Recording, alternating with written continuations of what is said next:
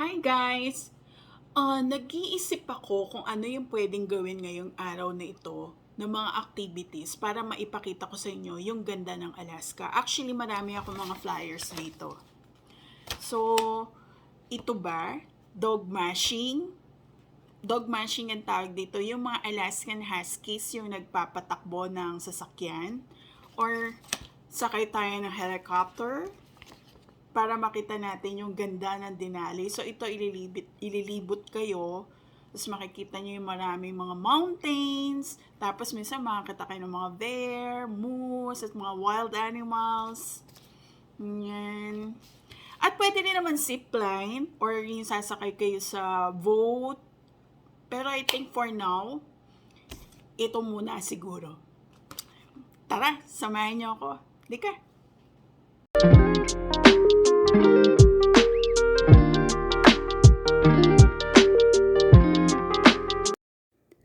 Andito na kami ngayon sa location kung saan kami sasakay ng ATV, tapos ang maghihilan noon ay mga Huskies, Alaskan Huskies.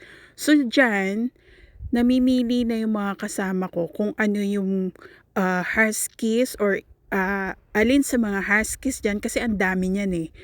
So alin sa mga Huskies dyan ang isasama namin sa pag-ATV. Actually, alam mo, kung pwede lang lahat piliin, gagawin namin. Kaya lang mga ano lang yun eh, pipili lang kami ng 7 or 8, tas may isang leader yon na Alaskan Huskies.